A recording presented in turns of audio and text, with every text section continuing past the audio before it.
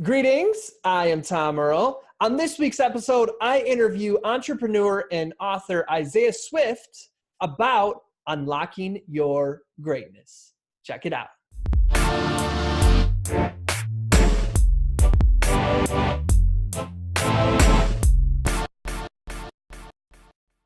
Greetings, I am Tom Earl. Welcome to the celebration. As you know, this is my year of courage.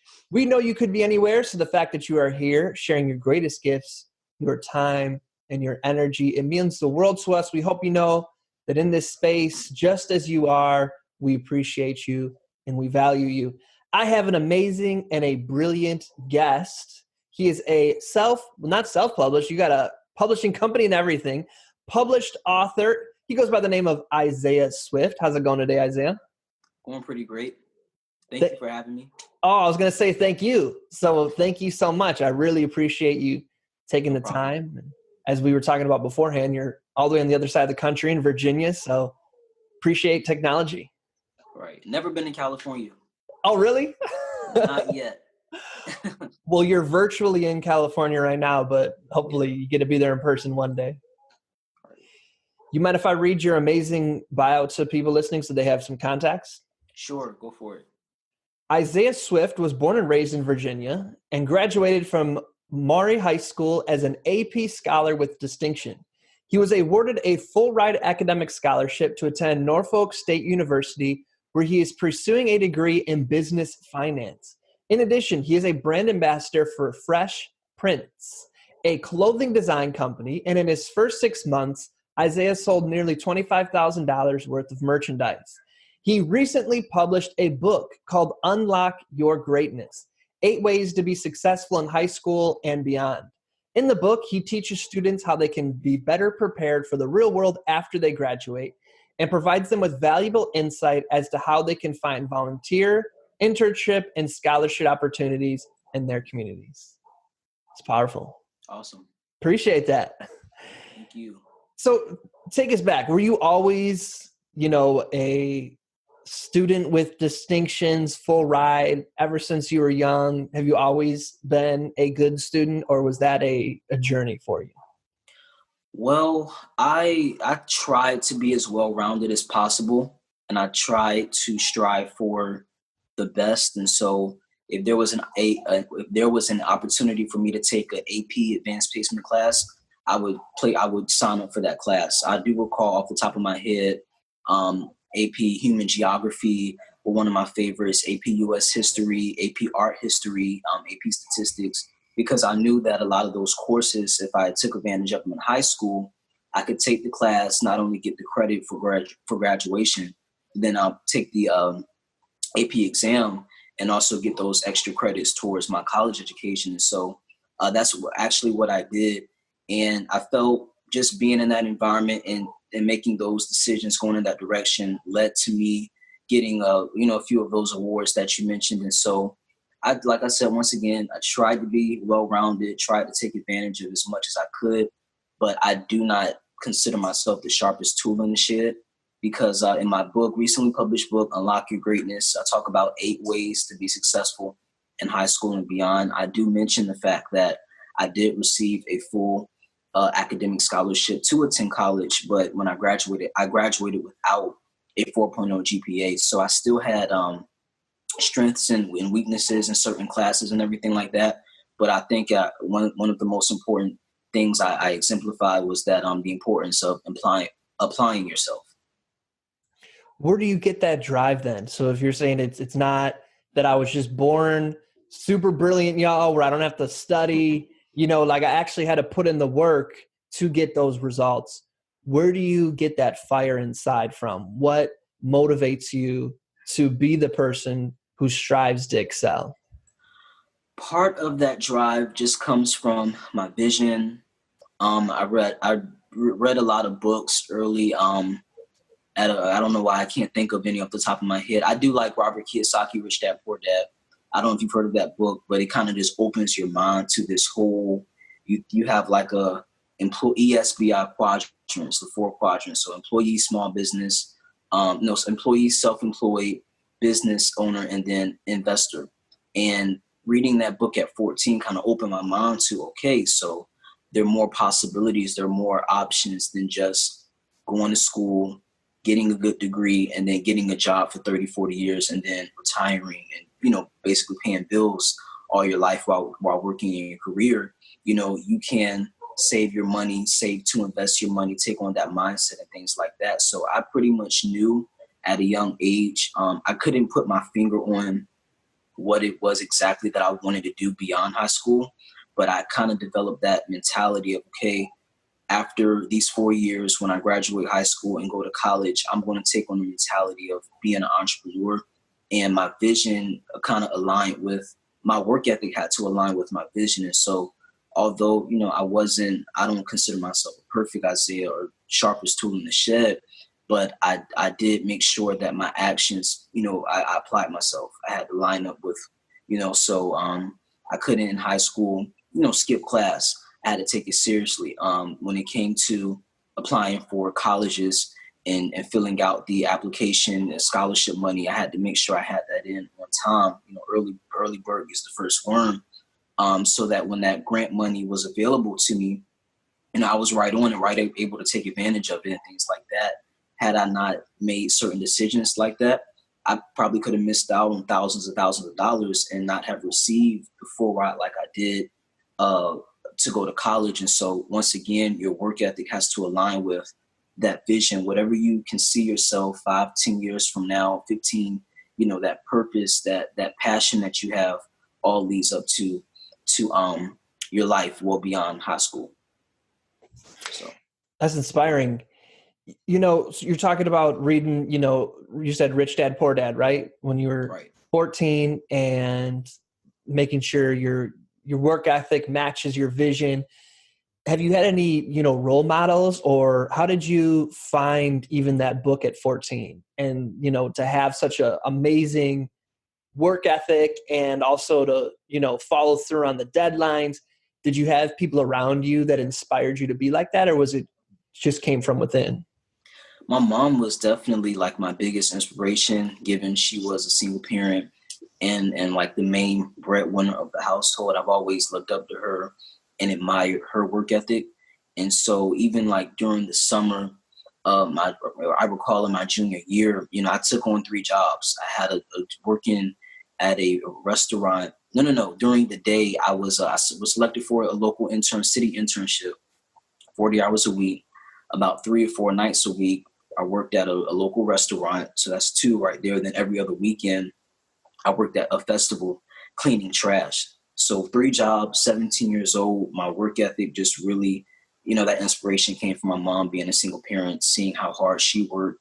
And a lot of the money that I made or purchases that I would make, save, invest, things like that, myself, whatever, I placed a lot of value in it because I worked for it. Now, coming across the Rich Dad, Poor Dad book was kind of interesting because my mom and a couple of my family members were involved in a network marketing company. And you know how sometimes when you are being trained and coached, when you first sign up for a network marketing company, they always use everything that Rich Dad or Robert Kiyosaki says, or, one of the other moguls say about being an employee or being an entrepreneur, things like that. So my uncle actually had like a copy of his book. I'm at his house one day. I'm in a room. I noticed the book. I closed the door, and then I finished the book in like 2 or 3 hours. And so I said, oh, wow, I need to borrow this book and take it back with me. And that is what kind of, like I said, changed my mentality. I was 14 years old when that happened. I'm 20 now, 6 years later. And, not knowing that I would ever publish a book, receive a full ride to college, be working on my second book, have multiple internship offers for next summer, one with Goldman Sachs and another with Apple.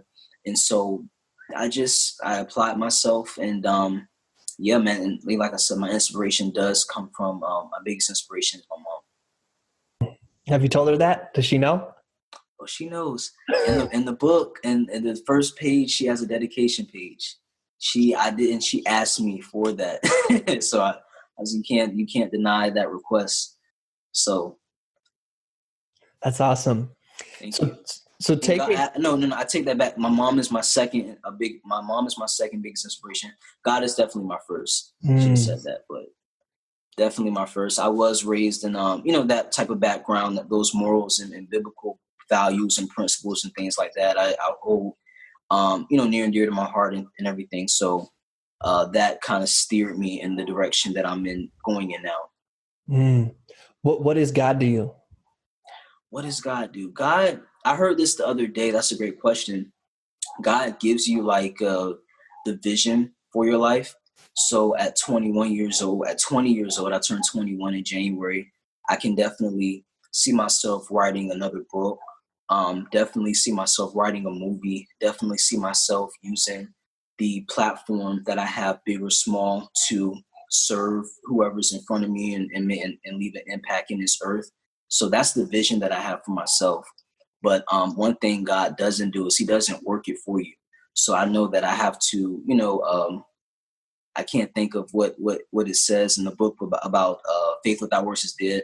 So I know that if I believe something and I see something, you still have to get up every single day and execute. You think it in your mind.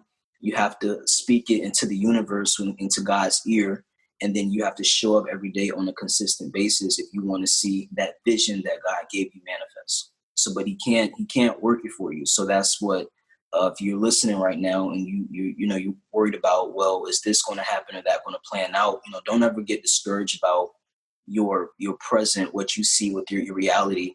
You have to you have that power over your actions, to manifest your dreams and goals and things like that. And I love how you said God inspires you. A lot of times maybe God makes people fearful or God keeps people in line, but I love God inspires me. What about God inspires you? How come that word? You know what I mean? Right. Oh, were you asking me? Yeah. What is the inspiration of God for you? You know what I'm saying? Because How I does hear he people inspire say, me? what'd you say? You said, how does he inspire me? Yeah, exactly.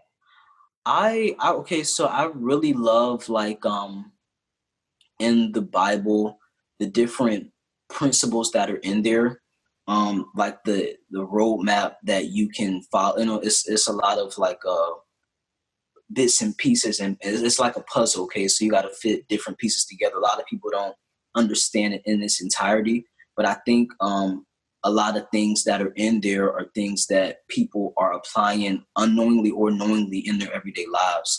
Like, for example, to whom much is given, much is required. So that's in the Bible. I believe it's in the book of Luke. And I was looking at an article on Forbes, and it was the headline was how to raise a billionaire child. And it was basically an interviewer interviewing Bill Gates' father about the characteristics that he noticed when Bill Gates was a child. And his mom, who died of cancer when he was in his early 20s or 30s, she always taught him that scripture, to whom much is given, much is required. And so when he was took on Microsoft full time, and he also had a family, and he couldn't really, before the Bill and Melinda Gates Foundation was, before it is now, starting off, he really didn't have time to allocate to donate a lot of his money and everything like that. So after his mom passed, his dad said, well, you know what? Your mom instilled in you at a young age, to whom much is given, much is required. His dad, I believe, was a dentist at that time, or had in a profession, but he had just retired. And he said, I will help you take on the Bill and Melinda Gates Foundation. And if you need me, because we need to get this going, you have a lot and responsibility on your hand and everything. So Bill called him about a week later and said, you know what? I want to give $100 million endowment to the foundation. And his dad talked about how, his dad kind of oversaw the money, or managed the foundation for him. That feeling he had when, after his son just called him and said, hey, I want to, put $100 million in this endowment. And the week later, his dad was able to write a check to an organization for about $80,000. So you look at that one small scripture, to whom much is given, much is required, and you apply that principle in your life, and you just kind of see the impact that it has on others. And so my inspiration just comes from looking at the Bible and searching for those type of principles that you can unlock, because it's the treasures are already there here in the earth. But when you get that from reading the Bible, that revelation of what God is saying to you, and you can apply it and things like that, I really think that's God just that's like God, inspiration from God right there. So that's the way I look at it.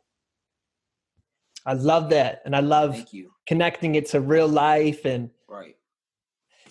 kind of going off that, because I'm sure a lot of people right now are listening and going 20. Oh my gosh. And I'm taking life notes and loving the wisdom you're sharing. So, I just listen. That's all I do. I'm not like this big kid, know it all or anything, but I do listen a lot. A lot of people do tell me that I do act like well beyond my age and everything like that. But I have, in a 20-year-old body, probably can have a lot of conversations with people in their 40s and 50s. And that's not because of I don't make any mistakes, but I just think what I do and what I see a lot of people in my generation do is that they're learning from their mistakes quickly, right? So they're making mistakes, but you're learning from your mistakes quickly because they are seeking mentorship. And mentorship can speed up and help save time, money, and energy. And so before you know it, writing a book at 20, writing a movie at 20, starting a business at 16, those things become normal because you took the time to seek mentorship and listen, at a young age and retain so much. Well said. And speaking to what you were saying too is, I think we should be expecting that instead of being shocked when a 20-year-old or a young person has a genius idea, recognizing that that's not the exception, that's the norm. Right. Like looking to young people for the genius they bring to the table instead of putting in a position where like young people should be heard. I mean, seen and not heard and those kind of things. Right. When did you feel, a lot of high school and early education is where like you're the student. When did you feel yourself going from being the person who's learning to wanting to teach and spread your message through your book?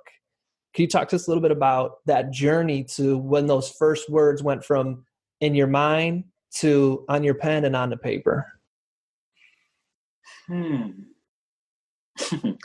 I've always wanted to be the type of person that 40 years from now, I can be able to share with my children things that I did at a young age. And so I can't, it's impossible for me to just kind of live life and go through the motions and just, get up and do the same thing. Like, I don't want to be next year. I don't want to be in the same spot as I am right now. Like, I constantly want to progress, change, learn new things. And so 40 years from now, when I'm having a conversation with my children or grandchildren, I want to be able to say, yeah, at 20, I published my first book. I was a full-time student in college. I went to school, got my degree, started my own business, traveled the world, impacted a lot of, things like that. And so as far as me transitioning from, I think you were asking like maybe from like a student to an expert, never kind of really said that like verbatim, because I always consider myself a student. I think like a book is just another stepping stone for me, but I don't, it does add that credibility, but I'm always a student of the game, and so I just take a lot of pride in that. I don't have any problem with me saying, oh, I'm not a know-it-all or I'm not the expert or whatever, because when you are a student, you are able to teach. Then how else are you going to learn? You have to learn from the greats, and so that's what makes you an expert. That's what makes you an expert. It's all about having it up here and everything like that without necessarily always having to say it all the time. People can tell and know when you're knowledgeable about a certain topic or subject. So when I appreciate the lifelong learner value that you have. Right. A lot of people though will say, I'm going to write a book one day, and that book never gets written. So talk to me about the journey of writing the book. You can take my course. If you need help with writing a book, you can. I love this. Please follow me on Instagram, and I'm going to be posting and releasing a lot of content very, very soon about how to get started writing a book, and a lot of content that people want to know about is how to also market your book. Because when my book first came out, I had 2 speaking engagements lined up that weekend and sold 100 copies in 2 days. So I had speaking engagements lined up. My my book tour this summer was all I did. This summer I just traveled and promoted my book. I'm doing podcasts now and things like that. So you can definitely be on the lookout for my course. I will teach you. I will help you. I come in like low, like you're not going to work with me and have to pay $20,000. I work with you because I want everybody to have an opportunity to learn what I discovered. And so, yeah, writing a book, or I think you were asking earlier about, what were you asking? Yeah. And first of all, we'll make sure to link in the show notes, your Okay. Instagram and the course. And, that's wonderful. You're showing people how to do that. But if you could kind of give us some behind the scenes, what was it like? How, did you have a routine for making sure you wrote every day, or what was the process for writing for you, both the mechanics of writing it and then mentally and spiritually writing it? Well, my publishing company that I signed with, I'm really grateful for them. Once again, Matt Maddox and Caleb Maddox and their publishing company, Maddox Publishing, they offered a lot of training and mentorship. So when I signed up for the publishing company, I did get access to a lot of training videos and courses that I had available to me 24/7. That kind of opened my mind. And I literally have I wish I could show you all like a whole notebook. Like you can go to the dollar store, 99-cent store, and get a notebook. When I went through all the courses, I have pages and pages and pages of notes that I took before I wrote one page in my book. So I had not only the videos, but I had my reference of notes on how to write a book, how to book speaking engagements, how to come up with a storyline, how to name the chapters, and how to get creative with the title and things like that, how to upload it on Amazon. So there are a lot of behind the scene things that go into publishing a book. I did not try to be, when I was writing my book, the editor, because that doesn't work for me. If I would have tried to write and edit at the same time, my book would have probably taken a year and not 5 months in order for me to finish. So I had to kind of step back and say, Isaiah, you can't be a perfectionist. You just have to get into your zone, no cell phone, no music, no distractions, free write. So just everything coming off the top of my head onto my laptop. And now they have apps where I think it's called, I'm not even going to try to guess, but I can get that back to you, where you can just record what you're going to say on your phone, and the app will take it and transcribe it into your book, your chapters. And so, but with the help of technology, you can get your message, your story out much easier. And that was the process for me. Was it difficult? Very difficult. One, I was in school at the time, 19 years old. I had a very full-time schedule. I had 2 jobs that I was working, one job on campus and one job working as a brand ambassador for a clothing company. So that was, my schedule was flexible, but still 2 jobs and trying to work on a book at the same time. And I just wish that when I started off, I properly managed my time. Not that I didn't have enough time, but sometimes when you're working on 3 and 4 different things at once, your energy can get depleted because you're not honing on one particular skill. And so, but now, knowing what I know now, when I write my second book, finish up on my second book, I definitely have more control of my schedule. And so I mentioned all of that in my courses coming out soon. You all are going to love it. It's really catered towards people in my generation and not so much people who are like, doctors and then they're getting ready to retire and they want to write a book about their whole life. It's more for about people in their, teens and early 20s and mid 20s millennials that want to know how they can get their story out. And so it's coming soon. Hey, I dig it. Yes. Tell me about one of these. So it's 8, right? You have 8 ways. 8 ways. So what's one of those out of the 8? What's one that's really speaking to you right now? Something a little bit more I talk about perseverance. I think that's in the first chapter. And so it's a kind of like I'm not going to say a corny story, but I was riding my bike one day and I went outside. I noticed that the neighbors across the street were looking at me. So I kind of wanted to impress them. They were two older people, and I was riding my bike up and down the sidewalk or whatever. Then I started going a little bit faster on the way on the one side of the street. Then I turned around, came back again, and I lifted up my hands, trying to, just show off a little bit, and kept doing little tricks for them, and just to kind of what do people say? Give them something to look at.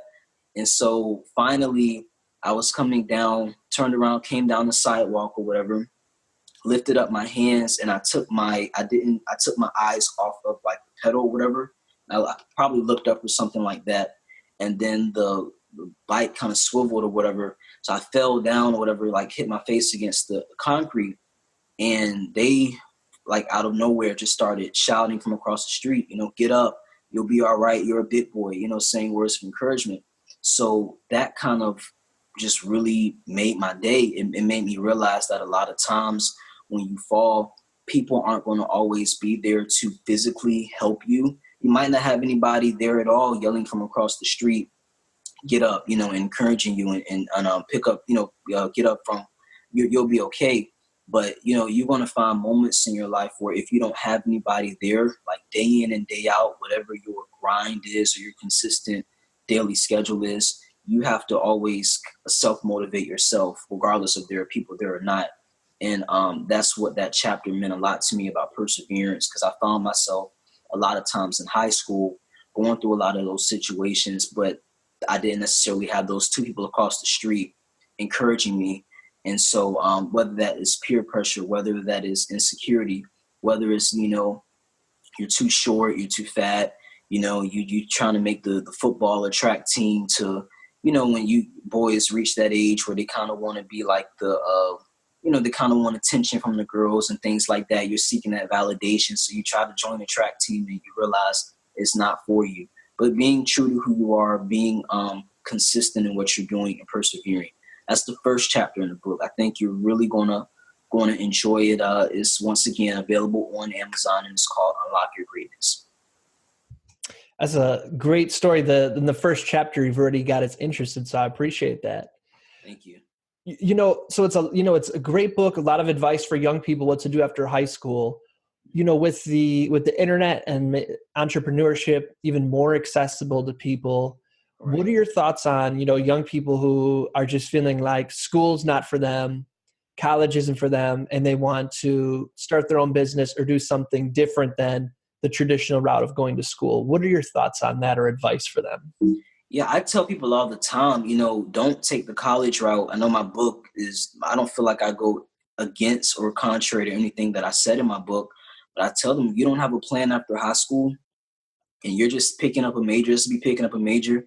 You're just going to college just to make your mom and dad happy, and you don't have any scholarship or grant money or any form of assistance that can help, alleviate or reduce the possibility of you having to owe $150,000 or $200,000 in 4 years. Do not take the college route. If you want to focus on increasing your net worth, go ahead and build your network. And there are a lot of things that you can do to build your network. You can go to the library and read books. You can go to local meetups in your community and go to conferences and network with other individuals. If you are knowledgeable of a subject or expert in a subject, like I have somebody that I know of my age that can make beats and produce music, you can do that and sell your content. You can teach a course or get up on Facebook Live and build an audience and teach people how to produce tracks or make music or how to write a book or anything that you have knowledge on.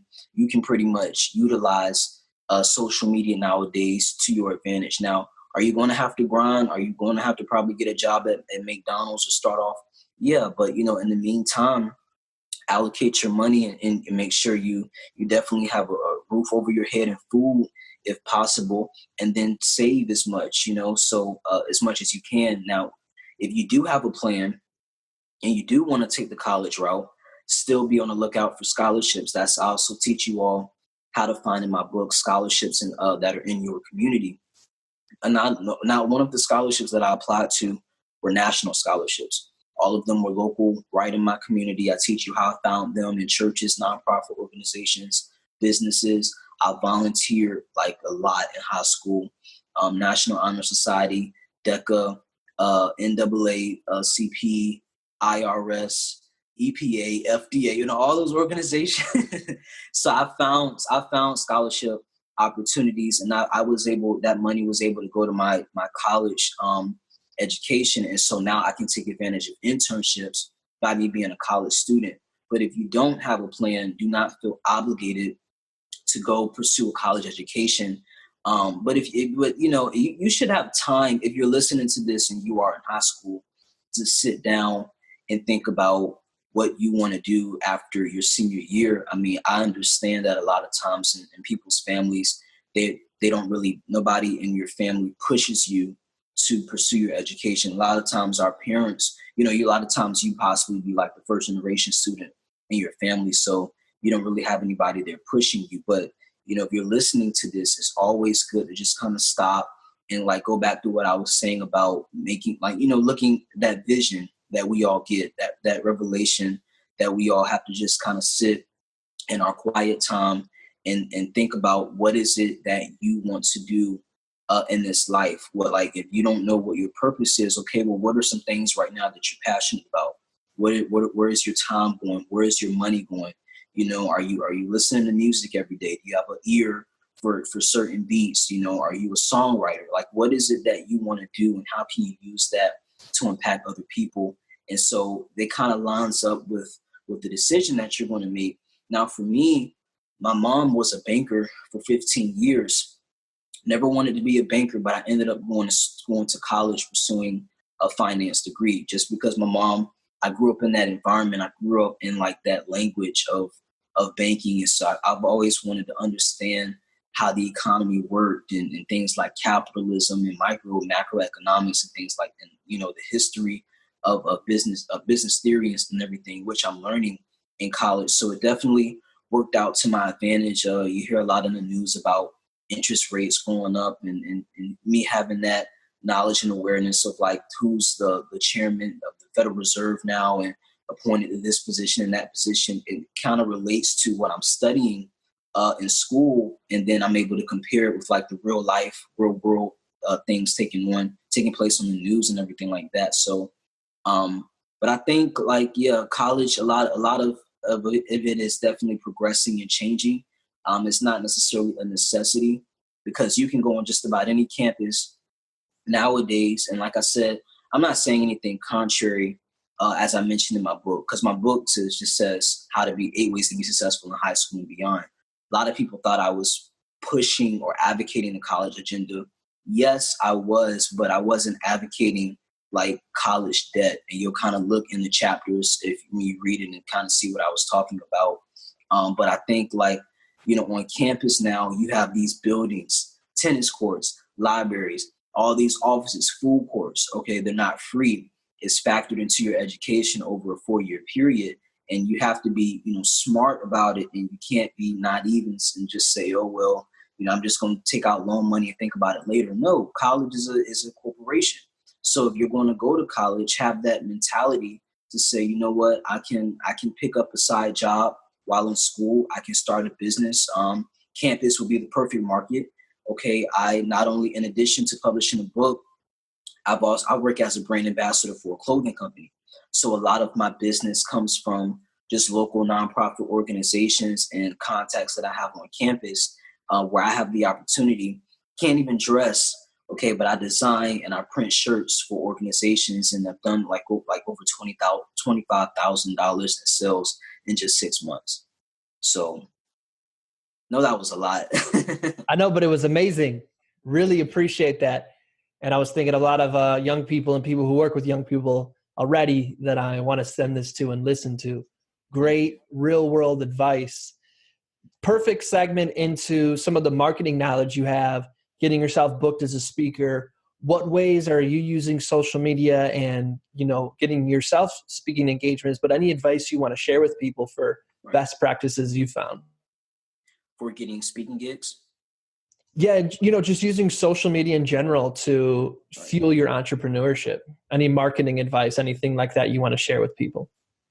I definitely say like your bio really stands out. I've had to update mine a few times because when people, I'm realizing, and I have to kind of put myself in other people's shoes when you're going on people's pages and how quickly you're scrolling through their pictures and what you're going to notice. Okay, you're going to notice a person's picture, probably if they have like a location of where they're at, then you're going to look down. I know we shouldn't be into this like we are, but you're going to look down at how many likes a person has, the followers somebody has, who they're following. You're going to probably skim through their bio. And for me, it's really important just to have like in my bio, me including the fact that I'm in college. I say I'm a finance major, brand ambassador for a clothing business that's actually based in New York City, but they hire college students across, I think we're in 130 campuses across the country to work as brand ambassadors and reach out and build their own t-shirt and apparel businesses.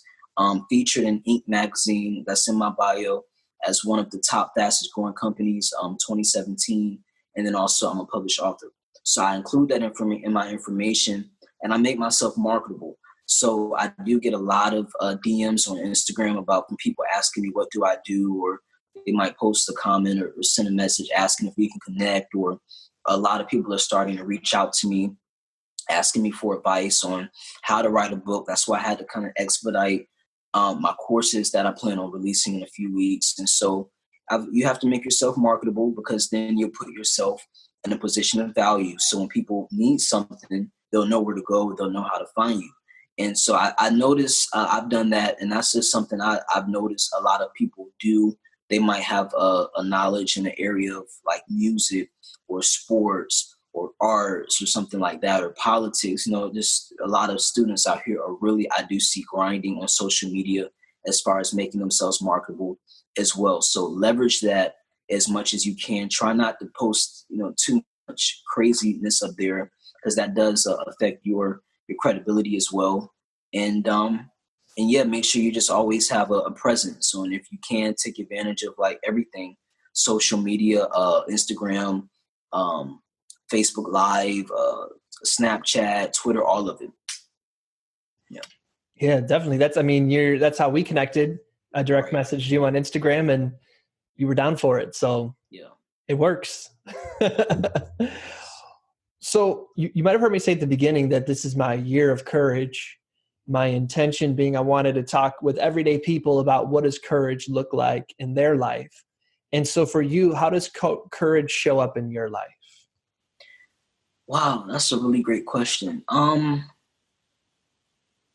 I consider myself courageous. I'm not going to say that I'm not courageous. I think courage just comes from you being bold and tenacious. And I feel that, me being a 20-year-old author, it takes a lot of courage being a full-time student to publish a book and to share your message with the world.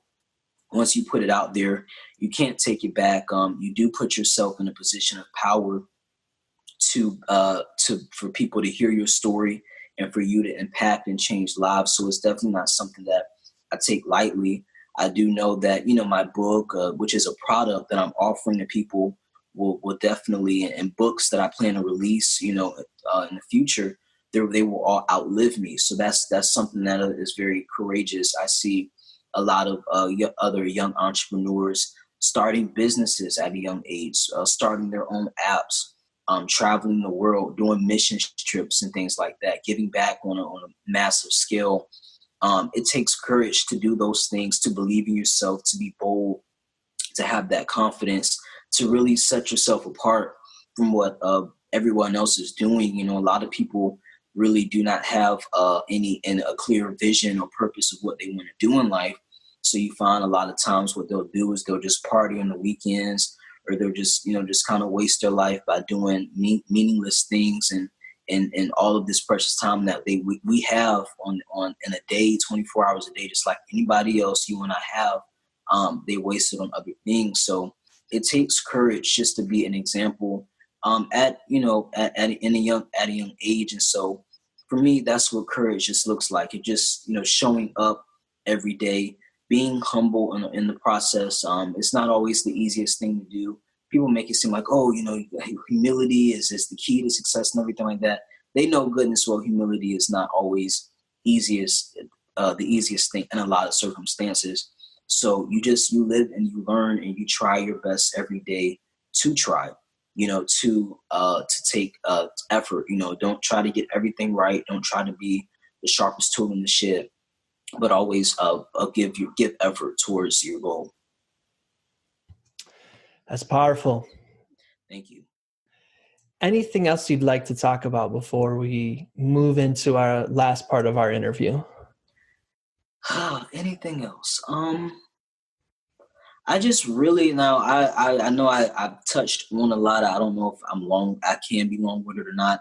But if there's anything I do want to add, if there's anything that I didn't get a chance to cover, questions I didn't get a chance to answer, always feel free to reach out to me on my Instagram.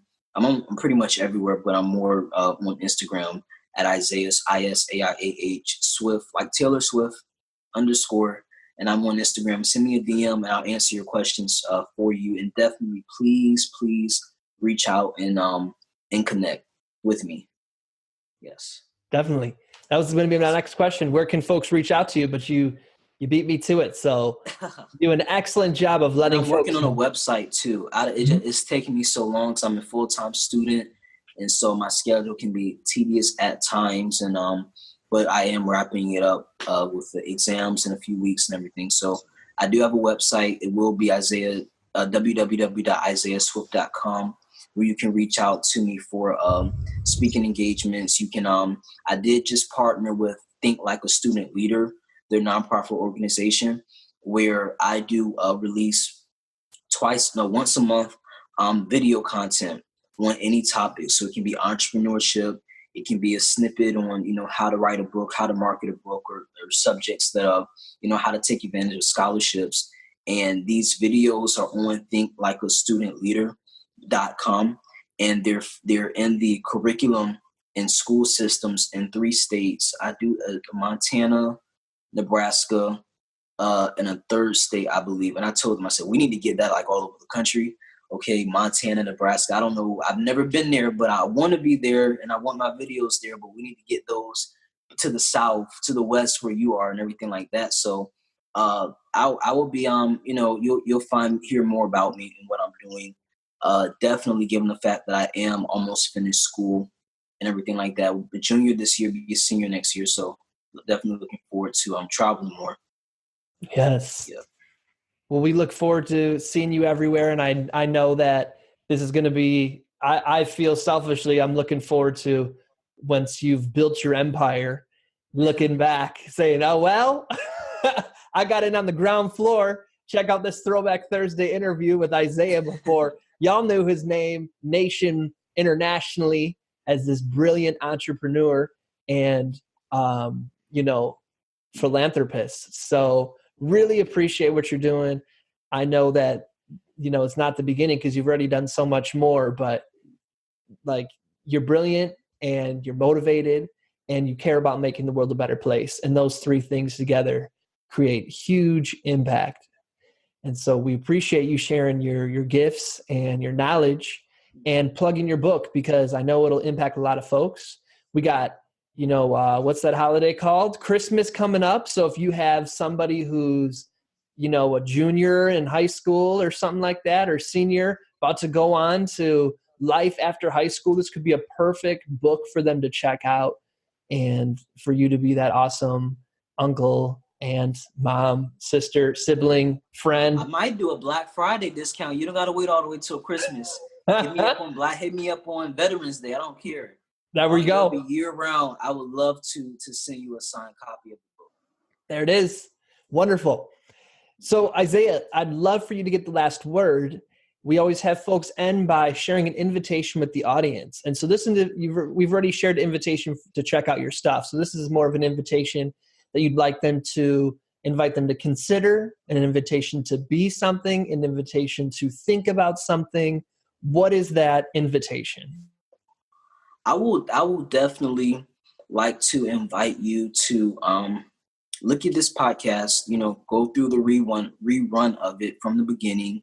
And I know a lot of times you might look at something first, but it's always in like the second or third time when you go back to it, you're going to hear something you didn't hear, find something you didn't see the first time, and just kind of jot down or take a mental note of whatever I said or whatever question Tom asked that you felt really inspired you or impacted you in any way, and apply that to your life, because I really do think there's like a lot of knowledge that you can take from this, and then also share it with someone else. I really love opportunities like this, because there's one thing where you can connect with somebody on Instagram or go to a conference or things like that. But when you get a chance to sit down, a podcast as well, like publishing my book, I mentioned that went out to the world for everybody, and that's not something I can take back.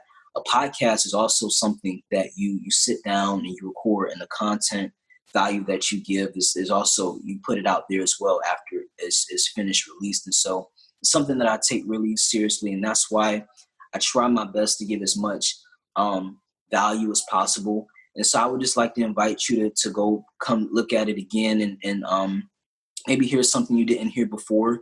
And as the only thing that I want in return, and I love hearing this, other people say this, not something I came up with, but you just always want to make sure that when you're giving something, you want to get your return on your investment.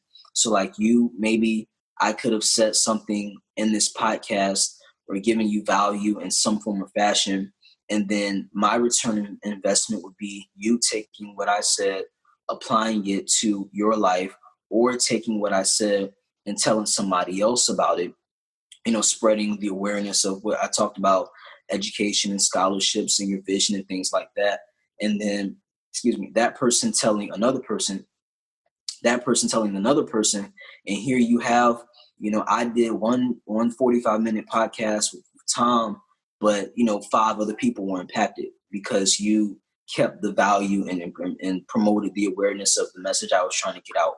And so once again, I appreciate your time. Really grateful to be with you on this afternoon. It's nighttime where I am, but it was great meeting you for the first time. Same here. Appreciate it. I appreciate all the wisdom you shared. The show notes for today are tomrell.com/Isaiah, tomrell.com/ISAIAH, or tomrell.com/blog, most recent episode. Click it there.